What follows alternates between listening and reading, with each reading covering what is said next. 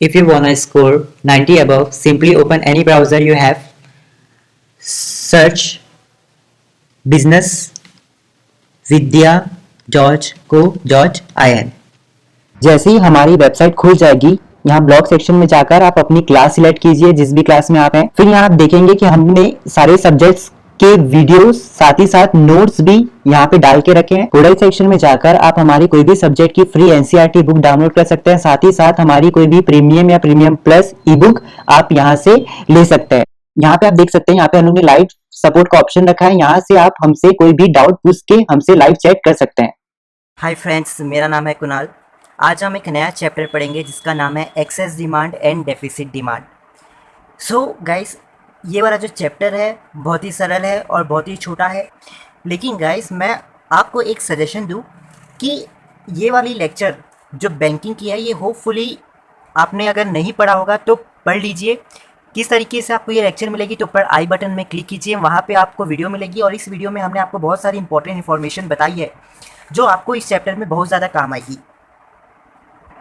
अगर आप उस लेक्चर को देख लेते हो तो ये वाली लेक्चर आपके लिए और इजी हो जाएगा। ठीक, तो मैं एक बार चाह रहा हूँ कि आप उस वाले वीडियो को गो थ्रू कर लीजिए। बहुत ज़्यादा इंफॉर्मेटिव है। आपकी बैंकिंग वाला जो चैप्टर है माइक्रो इकोनॉमिक्स का, उसका पार्ट है वो। ठीक, तो देखिए, सबसे पहले हम एक्सेस डिमांड या डेफिसिट डिमांड की अगर बात करें तो उसमें हम सबसे पहले आज आपको बताएंगे एक्सेस डिमांड के बारे में। तो देखिए, एक्सेस डिमांड को समझने से पहले आपको पता होगा एम्प्लॉयमेंट या फिर फुल एम्प्लॉयमेंट क्या होता है। फुल एम्प्लॉयमेंट एक ऐसी सिचुएशन होती है जहाँ पे जो भी व्यक्ति जिस भी सैलरी या वेजेस में काम करना चाहता है, उसे वो उस वेजेस या सैलरी में काम मिल गया है, उसे हम फुल एम्प्लॉयमेंट कहते हैं। या फिर आप ऐसा भी समझ सकते हो, मतलब ये एक ऐसी सिचुएशन है जहाँ पे इकोनॉमी या फिर कोई भी कंट्री में सारे लोग एम्प्लॉयड हो गए हैं, उसे भी हम फुल एम्प्लॉयमेंट कह सकते हैं। ठीक, तो एक्सेस डिमांड क्या है? देखो, at the full employment level, जिस समय फुल एम्प्लॉयमेंट लेवल होगा, अगर उस समय आपका एग्रीगेट डिमांड ज़्यादा है एग्रीगेट सप्लाई से, तो हम उसे कहते हैं एक्सेस डिमांड। अगर इसकी आपको अगर मीनिंग भी लिखना होगा तो आप ये लिख सकते हो, एक्सेस डिमांड, या फिर मतलब ऐसे भी लिख सकते हो, at full employment level when aggregate demand is greater than aggregate supply then it is called as excess demand. तो इसी चीज़ में हमने आपको मीनिंग भी बता दिया। ठीक, तो फुल एम्प्लॉयमेंट में जब भी एग्रीगेट डिमांड बड़ा होगा एग्रीगेट सप्लाई से, तो हम उसे एक्सेस डिमांड कहेंगे। अब गाइस, एक चीज़ हमेशा याद रखिए कि जब भी डिमांड ज़्यादा होता है, तो हमने आपको पिछले लेक्चर्स में भी बताया था, वही वाले लेक्चर जो हम अभी आपको कह रहे थे। तो वहाँ पे होता क्या है कि जब भी डिमांड ज़्यादा होती है, इसका मतलब ये होता है कि लोगों के पास पैसा ज़्यादा है। पैसा ज़्यादा है तो इसके कारण कंपनीज जो करती है प्राइस को इंक्रीज़ करती है, और उसके कारण गाइस मार्केट में इन्फ्लेशन या फिर इकोनॉमी में इन्फ्लेशन आ जाता है। ठीक, तो ये तो आपने जानते हैं। ठीक, तो एग्रीगेट डिमांड मतलब जब भी ज़्यादा हो गया, फिर एक्सेस डिमांड का अगर हम बात करें तो यहाँ पे गाइस हमेशा आपको इन्फ्लेशन देखने को मिलता है। ठीक है, so it is a excess demand is a part of inflation. ये तो होपफुली आप समझ गए होंगे कि एक्सेस डिमांड होता क्या है। अब हम गाइस बात करते हैं इन्फ्लेशनरी गैप। देखो, इन्फ्लेशनरी गैप का मतलब ये है कि जब भी फुल एम्प्लॉयमेंट लेवल होगा, अगर गाइस आप जैसे अगर मैं इसको आपको एकदम डायग्राम से समझाऊँ तो आपको इजीली समझ में आ जाएगा। देखिए, एक्स में हमने इनकम लिया है या फिर प्रोडक्शन बोल दो, वाई में हमने एग्रीगेट डिमांड को लिया है, और आपको पता है A D equals to C plus I होता है, तो हम जस्ट उसे लिखा है। आपको पता है गाइस ए एस कैसे निकलता है, मतलब ए एस की लाइन कैसे होती है, एकदम स्ट्रेट जाती है, 45 डिग्री एंगल बना के जाती है। एग्रीगेट डिमांड आपको पता है कि किस तरीके से निकलता है, मतलब उसकी स्लोप कैसी होती है, तो इस तरीके से होती है, उसकी स्लोप थोड़ी सी ऊपर की ओर जाती है। और हमने आपको ये भी पहले वाली क्लासेस में बता दिया था कि जब एग्रीगेट डिमांड और एग्रीगेट सप्लाई की कर्व आपस में एक दूसरे को कट करती है, उस पॉइंट को हम इक्विलिब्रियम पॉइंट कहते हैं। एग्री? सो गाइस, इस इक्विलिब्रियम पॉइंट में आपका A D equals to A S होता है। ठीक, और गाइस इस पॉइंट को हम फुल एम्प्लॉयमेंट पॉइंट भी कहते हैं। मतलब ये एक ऐसा पॉइंट है इकोनॉमी में जहाँ पे सभी लोग काम कर रहे हैं, मतलब सभी लोग रोजगार है। ठीक, इस पॉइंट में। अब यहाँ पे गाइस इन्फ्लेशनरी गैप क्या होता है, देखो। गाइस, ये जो आप देख रहे हैं ई, इस ई को हम कहते हैं रिक्वायर्ड लेवल। ठीक, मतलब जितना होना चाहिए इतना एग्रीगेट डिमांड या हमारा इक्विलिब्रियम निकल गया। लेकिन कभी कभी क्या हो जाता है गाइस, इस सड़क की ऊपर की ओर चले जाता है, मतलब एडी होना इस तरफ, देखो ए एस ऐसे निकला, एडी ऐसे निकला, लेकिन कभी कभी जो एडी की लाइन है ना, ये थोड़ा ऊपर चली जाती है बाय मिस्टेक। ठीक, ऊपर की ओर चली जाती है, क्यों? बिकॉज ऑफ इन्वेस्टमेंट जिसे हम शॉर्ट में आई कहते हैं। ठीक, देखो हमने अभी आपको बताया कि देखो एक्सेस डिमांड कब होता है, जब इन्फ्लेशन होता है, मतलब लोगों के पास जब डिमांड होता है तो वो उनके और डिमांड तभी होता है जब उनके पास बहुत पैसा होता है, तो कंपनीज क्या कहती है, इस प्राइस को इंक्रीज कर देती है।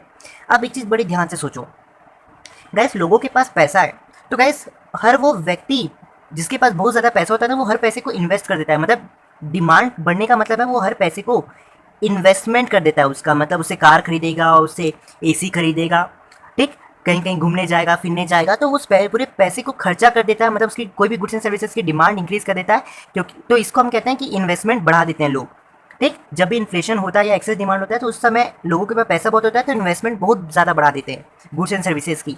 तो जब लोग गाइस ज़्यादा से ज़्यादा स्पेंड करते हैं पैसे को, तो गाइस इसके कारण जो इन्वेस्टमेंट है ना, ये क्या हो जाता है, बढ़ जाता है। तो हमारा एग्रीगेट डिमांड ऊपर की ओर शिफ्ट हो जाता है और उसका जो लेवल है वो ऊपर आ जाता है, मतलब AD1 आ जाता है।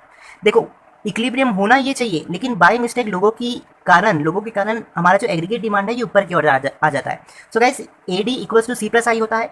यहाँ पे भी AD इक्वल्स टू C+I है, लेकिन हमने यहाँ पे 1 भी लिख दिया, क्यों? नहीं तो आप दोनों कंफ्यूज हो जाओगे कि भाई AD में, इसलिए हमने इसको पहचान को थोड़ा सा बदलने के लिए कि एक नया AD है, इसलिए इसको AD1 से हम डिनोट कर रहे हैं। ठीक, C+I। अब रीज़न कि ये क्यों ऊपर आया, तो बिकॉज ऑफ इन्वेस्टमेंट ये AD1 जो है ऊपर की ओर आया। सो यहाँ पे गाइस आप देख सकते हो कि ये AS लाइन है ये वाली। अब यहाँ पे नया वाला AD बना, तो ये दोनों आके इस पॉइंट में कट करें तो और एक नया वाला न्यू इक्विलिब्रियम बन गया। सो गाइस इस नए इक्विलिब्रियम को हम कहते हैं एक्चुअल पॉइंट। मतलब ये जो एक्चुअल AD है ना, इसका मतलब है नया वाला इक्विलिब्रियम। एग्री? सो गाइस ये दोनों के बीच के गैप को आप देख सकते हैं। अगर इस लाइन को आप इधर भी लेके जाओ तो ये दोनों का बीच का गैप आएगा, इसको ले लो या फिर इधर ले लो, इसको ले लो या फिर इधर ले लो। ठीक, तो गाइस इस गैप को हम क्या कहते हैं, इन्फ्लेशनरी गैप कहते हैं। ठीक, तो इन्फ्लेशनरी गैप होपफुली आप समझ गए हो। इन्फ्लेशनरी गैप मतलब AD और नया वाला AD1 के बीच का जो डिफरेंस है, जो गैप है, उसे हम इन्फ्लेशनरी गैप कहते हैं। सो वही चीज़ हमने लिखा है, जब एक्चुअल AD बड़ा होता है रिक्वायर्ड लेवल से, ठीक है, एट फुल एम्प्लॉयमेंट लेवल, उसे हम इन्फ्लेशनरी लेवल या फिर इन्फ्लेशनरी गैप कहते हैं। तो यहाँ पे आप देख सकते हो हमारा एक्चुअल इक्विलिब्रियम देखो बड़ा है रिक्वायर्ड इक्विलिब्रियम से। आप देख सकते हो इसकी लाइन एक्चुअल ऊपर है इसलिए बड़ा है, पुराना वाला इक्विलिब्रियम छोटा है क्योंकि ये इसके नीचे है। तो यही चीज़ हमने लिखा है कि जब एक्चुअल AD बड़ा होता है रिक्वायर्ड लेवल ऑफ AD से at full employment level, then उस गैप को हम क्या कहते हैं, इन्फ्लेशनरी गैप कहते हैं। तो ये होपफुली आप इन्फ्लेशनरी गैप समझ गए होंगे। ये तो हो गया गाइस डायग्राम, और मैंने आपको डायग्राम बता दिया। एक्सेस डिमांड क्या होता है हमने आप सभी के साथ ये भी डिस्कस कर लिया। इन्फ्लेशनरी गैप क्या होता है वो भी डिस्कस कर लिया। अब गाइस एग्जाम्स में आपको क्या करना पड़ता है, इस डायग्राम को एक्सप्लेन करना पड़ता है कि ये सारी जो आप देख रहे हैं वर्ड्स, ये सारे वर्ड्स है क्या। देखो पहले OX, ये जो OX एक्सेस में हमने क्या लिया, इनकम को लिया, तो वही चीज़ हमने लिखा। अब इसको थोड़ा सा एक्सप्लेन कर देना। OY में हम क्या लिखे हैं, एग्रीगेट डिमांड लिखे हैं, और आपको पता है aggregate demand is a sum of consumption plus investment. AD and AD1, ये देखो ये AD ये AD1, ये क्या है, दो पैरेलल लाइन है जो आपस में एक दूसरे से पैरेलल है। ठीक, तो वही चीज़ हमने यहाँ पे लिखा है। ये चेंज इन इन्वेस्टमेंट का मतलब है, चेंज इन इन्वेस्टमेंट मतलब इस सिंबल का मतलब है चेंज इन इन्वेस्टमेंट। आपको पता है AD इक्वल्स टू C+I, ये चीज़ यहाँ पे लिखा है। फिर AD नए वाले AD में आपको क्या लिखना है, AD equals to C+I plus change in investment, ये चीज़ हमने यहाँ पे लिख दिया। E पॉइंट, ये ऐसा पॉइंट है जहाँ AD इक्वल्स टू AS होता है और ये फुल एम्प्लॉयमेंट होता है, वही चीज़ को हमने यहाँ भी लिखा है। OY आप देख सकते हो, ये OY ये क्या है गाइस, इक्विलिब्रियम नेशनल इनकम। ये आपने पिछली क्लास में भी जो हमारे साथ aggregate demand and related concept वाला टॉपिक था उसमें पढ़ के रखा है। दिस पॉइंट मतलब इतने डिस्टेंस को हम क्या कहते हैं, इक्विलिब्रियम नेशनल इनकम। अब यहाँ पे एक चीज़ है, इसमें गौर कीजिए, GE। देखो GE क्या है, हमने आपको बताया इस गैप को हम इन्फ्लेशनरी गैप कहते हैं। तो ये लिखा है GE शोज इन्फ्लेशनरी गैप, हमने शॉर्ट में IG लिखा है। सो गाइस ये तो हो गया। ठीक, अब गाइस हमें आपको और एक चीज़ बताना है, इफेक्ट ऑफ एक्सेस डिमांड, कि एक्सेस डिमांड आने से क्या मार्केट में इफेक्ट या फिर क्या चेंजेस आते हैं। तो देखो सबसे पहले कंटिन्यूअस प्राइस राइज होता है क्योंकि इन्फ्लेशन आता है। देखो हमने अभी आपको बताया एक्सेस डिमांड का मतलब ही है इन्फ्लेशन। इन्फ्लेशन में डिमांड बढ़ती है बिकॉज ऑफ पीपल, क्योंकि उनके पास पैसा ज़्यादा है, जिसके कारण कंपनीज क्या करती है, प्राइस को इंक्रीज करती है। तो ये चीज़ हमने पहले वाली लेक्चर में भी बता के रखा है। तो यहीं पे लिखा है कंटिन्यूअस प्राइस राइज होता है और वो एक इन्फ्लेशन का कारण भी बनता है। सेकेंड पॉइंट है प्रोड्यूसर्स गेट एबनॉर्मल प्रॉफिट्स। देखिए कई स्वाभाविक सी बात है, जब होता है ना किसी को भी पता कि यार लोगों के पास बहुत ज़्यादा पैसा है, तो कंपनीज क्या करती है, ये अपनी गुड्स एंड सर्विसेज की प्राइस जानबूझ के बढ़ा देती है। मान लो कि ₹10 का कुछ भी सामान होगा, तो जैसी कंपनी को पता चलता है, बड़ी बड़ी कंपनी या छोटी कोई भी कंपनी को पता चलता है लोगों के पास तो बहुत ज़्यादा पैसा है, तो उन्हें पता चल जाता है कि यार अगर हम लोगों को महंगा भी सामान बेचेंगे तो वो ले लेंगे, क्योंकि उनके पास पैसों की कमी नहीं है। तो वो अपना सामान ना मान लीजिए ₹20 में बेच देंगे। सामान ₹10 का बिकना था लेकिन ₹20 का बेच देते हैं और ₹10 का इनको और मुनाफा हो जाता है, प्रॉफिट हो जाता है।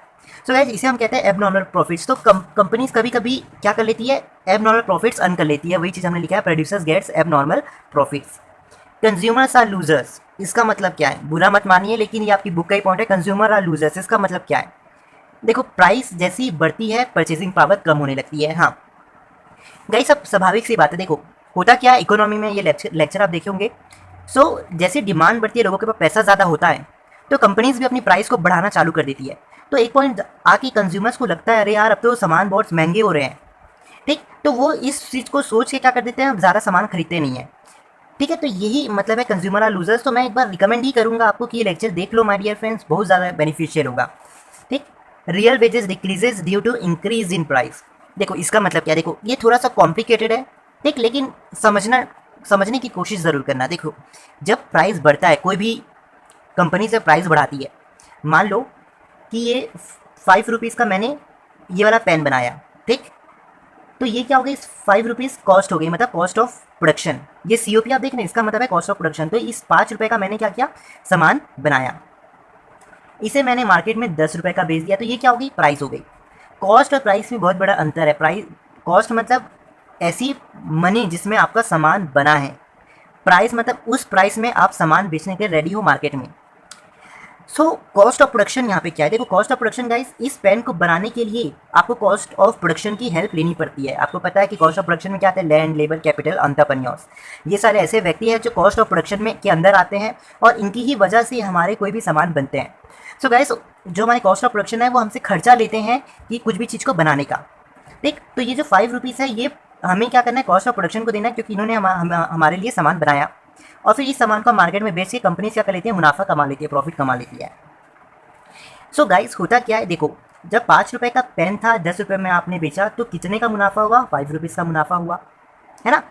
तो देखो यहाँ पे गाइस जब भी कंपनी प्राइस को इंक्रीज करती है, ठीक, और वेजेस को कम कर देती है, मतलब देखो गाइस, देखो एक कॉमन सी बात है, हम लोग को पता है कि ऐसी टाइप की पेन जो होती है मार्केट में 10 की मिलती है।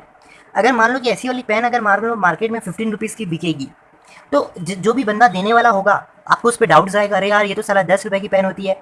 आप बगल अगल में भी पूछोगे कि हाँ यार ये तो ₹10 की मिलती है, और मान लो कि कोई एक ऐसा सेलर है जिसको ₹15 में बेच रहा है, तो पॉसिबल नहीं है कि ये पेन बिक पाएगी। सो होता क्या है कि कंपनी हमेशा ये कोशिश करती है कि वो जो मार्केट प्राइस में जो भी सामान बेचती है उसको तो सेम ही प्राइस में बेचे, लेकिन वो क्या करती है, उनके साथ धोखा करती है जो इनके लिए सामान बनाते हैं। ये अपने कॉस्ट ऑफ प्रोडक्शन को क्या करते हैं, कम कर देते हैं। मतलब मान लो कि ये कॉस्ट ऑफ प्रोडक्शन में लैंड, मतलब कौन कौन आता है, लैंड आता है, लेबर आता है, कैपिटल आता है, एंटरप्रेन्योर आता है। तो इनके साथ क्या करते हैं कंपनी वाले, बहुत धोखाधड़ी करते हैं। इनको बोलते हैं कि यार हम तुम्हें पहले ₹5 देते थे जिसके कारण तुम हमारे लिए सामान बनाते थे, अब एक काम करो तुम ₹4 में बनाओ। तो गैस इससे ये जो cost of factors of production है ना, बहुत गुस्सा हो जाते हैं। तो देखो अब देखो यहाँ पे गैस एक चीज़ नोटिस करना, ₹5 का सामान 10 का था तो आपको ₹5 में बिका, मतलब ₹5 में आपका प्रॉफिट हुआ। अब देखो अगर कंपनी ने कॉस्ट को कम कर दिया और फिर वो ₹10 का सामान मार्केट में बेचेगी, तो यहाँ पे आप देख सकते हो ₹6 का कंपनी को प्रॉफिट हो गया। तो गैस इसलिए कंपनी जानबूझ के क्या करती है, अपनी कॉस्ट को कम करने की कोशिश करती है, ना कि प्राइस को बढ़ाने की कोशिश करती है, क्योंकि अगर प्राइस ज़्यादा बढ़ाएगी तो लोग खरीदेंगे नहीं। तो वो अपने उन लोगों के साथ धोखा करती है और उनका प्राइस कम कर देती है जिन्होंने, मतलब कॉस्ट कम कर देती है जिन्होंने वो सामान को बनाया है। तो वही चीज़ हमने यहाँ लिखा है कि जब वेजेस कम कर देते हैं, वेजेस इज अ पार्ट, देखो वेजेस कौन लेता है, लेबर लेता है, ठीक। तो कंपनीज क्या करते हैं, अपने लेबर्स को बोलते हैं कि हम अब से तुम्हारी सैलरी थोड़ी कम कर देंगे। सो लेबर्स लोग गुस्सा हो जाते हैं, अपनी यूनियन डिमांड करते हैं, मतलब स्ट्राइक करते हैं, ठीक है। और स्ट्राइक में कहते हैं कि भाई हमारी तुमने वेजेस कम किया, हमारी वेजेस को बढ़ा दो। तो आप डिमांड को बढ़ा देते हो, ठीक है, हल्ला करते हो, फिर उसके कारण कंपनी को क्या करना पड़ता है, आपकी वेजेस को बढ़ाना पड़ता है, ठीक। सो गाइस जैसी वेजेस कंपनी, देखो पहले वेजेस कम की कंपनी ने, अब आपने फिर कंपनी में हंगामा किया तो कंपनी को वापस आपकी वेजेस को बढ़ाना पड़ा। मान लो कि आप कंपनी ने, मान लो कि ₹5 का सामान था, कंपनी ₹10 का बेचती थी। अब मान लो कि झगड़ा लड़ाई हुआ, स्ट्राइक हुई और कंपनी वालों ने अब आपको ₹6 देना चालू कर दिया, आपको खुश कर दिया वेजेस को, कॉस्ट ऑफ प्रोडक्शन को।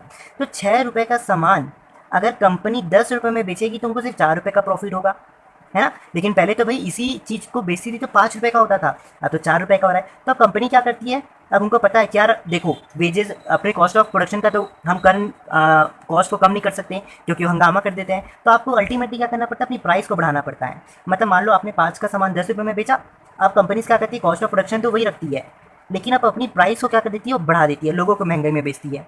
तो गाइस लोगों को महंगे में बेचते हैं तो लोग क्या करते हैं, ज़्यादा पैसा पे करते हैं, तो ज़्यादा पैसा पे करते हैं तो नेशनल इनकम भी बढ़ जाती है। तो इसी का मतलब है real wages decrease due to increase in price. अब देखो गाइस एक्सेस डिमांड में अगर अनएम्प्लॉयमेंट है तो गाइस एम्प्लॉयमेंट बढ़ना चालू हो जाता है।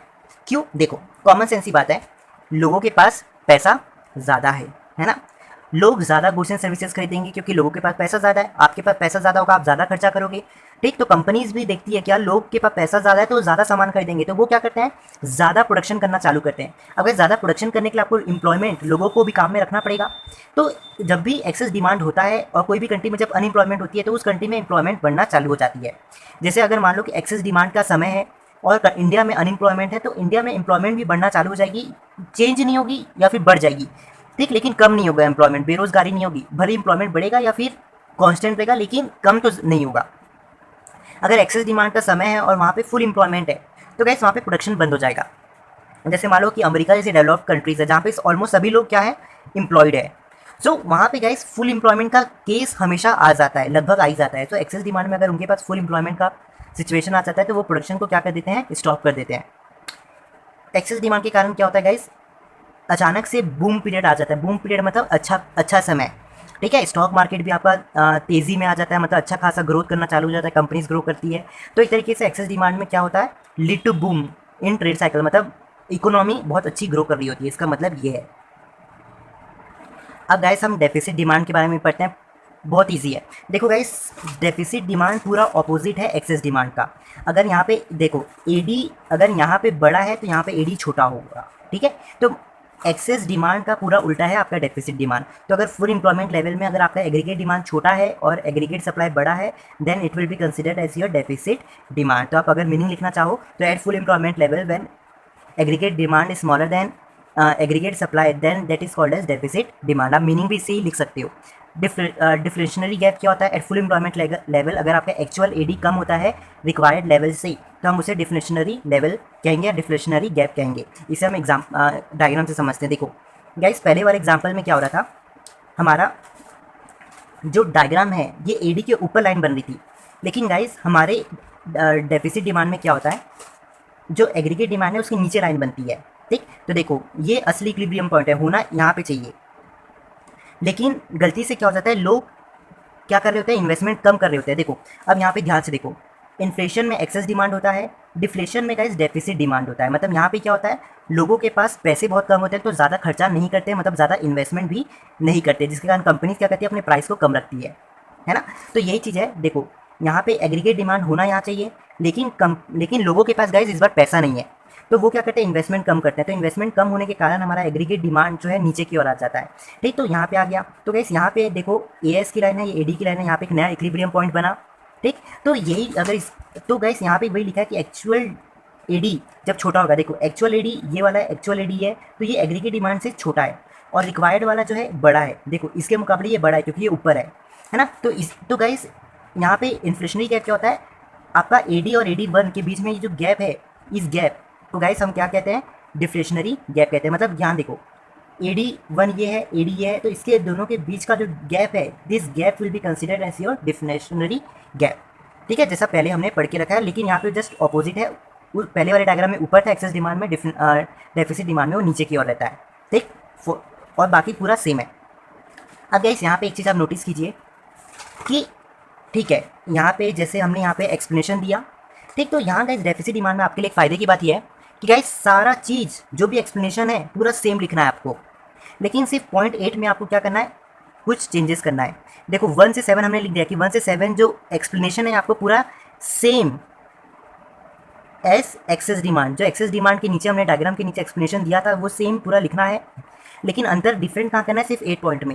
8 पॉइंट में आप देख सकते हो, 8 पॉइंट में हमारा जो जी था, ये जीई ये इन्फ्लेशनरी गैप शो कर रहा है, लेकिन यहाँ पे जो हमारा जीई है ये क्या कर रहा है, डिफ्लेशनरी गैप शो कर रहा है। तो बस 8 पॉइंट में आपको डिफरेंट लिखना है। 8 पॉइंट में आपको बताना है कि हमारा जीई क्या शो कर रहा है, डिफ्लेशनरी गैप शो कर रहा है। ठीक है, तो बस इतना ही अंतर था और बाकी सारा सेम है।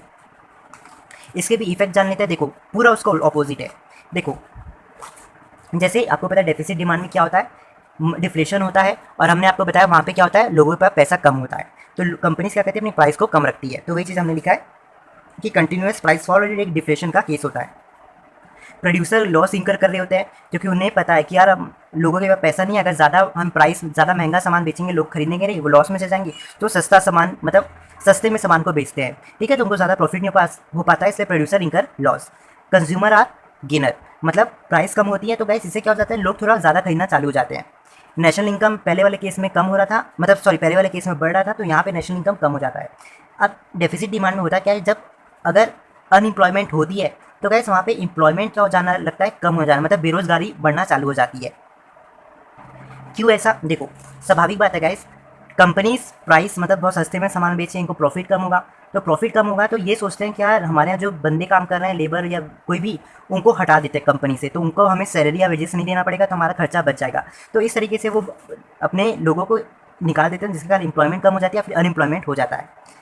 अगर गाइस कोई भी डेफिसिट डिमांड कोई भी कंट्री में है फुल एम्प्लॉयमेंट लेवल में, तो वो क्या कर देती है, अपना प्रोडक्शन, जैसे पहले वाले केस में क्या था, पहले वाले केस में आप जानते हैं कि पहले वाले इसमें हमारे प्रोडक्शन को बढ़ाना बंद कर देते हैं, तो यहाँ पे गैस प्रोडक्शन को कम करना बंद कर देते हैं, मतलब प्रोडक्शन का इंक्रीज़ करना चालू कर देते हैं थोड़ा, ठीक। यहाँ पे लीड टू डिप्रेशन होता है। क्यों, क्योंकि आपको पता है कि डिफ्लेशन का समय है, तो कंट्रीज़ क्या करती है, डिप्रेशन या फिर रिसेशन में जाती है। तो डिप्रेशन या रिसेशन को जो पीरियड है, सो गाइस ये जनरली दोनों का मतलब ही सेम है, बहुत कम अंतर है। रिसेशन लगभग होता रहता है 2 या 3 साल में, ठीक है, लेकिन डिप्रेशन का जो समय है ये जनरली बहुत सालों के बाद आता है। जैसे अभी कोरोना वायरस चल रहा है, तो गाइस अभी पूरे वर्ल्ड में डिप्रेशन का समय चल रहा है, ठीक है, क्योंकि सभी के बिजनेस डाउन है, तो डिप्रेशन बहुत कम होता है, रिसेशन होता रहता है, ठीक। तो अभी मान के चलो कि दोनों सेम है, ठीक, दोनों का ही मतलब घाटा है एक तरीके से, तो डेफिसिट डिमांड का इफेक्ट भी आपको एग्जाम्स में आ जाता है, तो ये आप लिख सकते हो, ठीक। तो गाइस अगला वाला जो मतलब लेक्चर होगा गाइस, उसमें हम टाइप्स ऑफ पॉलिसी मैटर्स के बारे में पढ़ेंगे, ठीक। तो गाइस इस टॉपिक को पढ़ेंगे, लेकिन हाँ इस टॉपिक को पढ़ने के लिए आपको गाइस ये वाला लेक्चर बहुत ज़्यादा पढ़ना ज़रूरी हो जाएगा, तो इसको एक बार ज़रूर देख लीजिएगा, इसमें हमने बहुत सारी इंपॉर्टेंट चीज़ बताई है, ठीक है। सो आप होपफुली पढ़ लीजिएगा, क्योंकि मैं आपको रीज़न बता देता हूँ। यहाँ पे देखो एक मॉनेटरी पॉलिसी आपको दिख रहा है, क्या है हम बाद में बात करेंगे, लेकिन मॉनेटरी पॉलिसी के 2 पार्ट होते हैं, क्वालिटेटिव और क्वांटिटेटिव करके। तो ये जो 2 पॉइंट्स हैं, ये 2 पॉइंट्स हमने पहले ही ये वाली लेक्चर में बता के रखा है। देखो क्वांटिटेटिव और यहाँ पे गाइस ये क्वालिटेटिव वाला पॉइंट है, ये देखो ये क्वालिटेटिव पॉइंट, ये हो गया आपका क्वांटिटेटिव मैटर और ये हो गया आपका क्वालिटेटिव मैटर। तो ये हमने पहले ही पढ़ा के रख दिया है, तो आप होपफुली उस लेक्चर को पढ़ने से पहले वो वाली लेक्चर ज़रूर से ही देख लेना। Thank you. और गाइस हम हमेशा आपसे रिक्वेस्ट करते हैं, अगर आपको हमारी ई बुक लेनी हो ले सकते हैं, ऊपर आई बटन में क्लिक कर लीजिए, हमारी वेबसाइट से डाउनलोड कर सकते हैं। नहीं कर पा रहे हैं तो हमसे व्हाट्सएप में मांग सकते हैं, हम आपको वहाँ पर प्रोवाइड कर देंगे, ठीक है। So guys WhatsApp number description box में, कमेंट बॉक्स में मिल जाएगा। तो मैं गाइस इसी के साथ चलता हूँ, bye, enjoy, take care, cheers, thank you.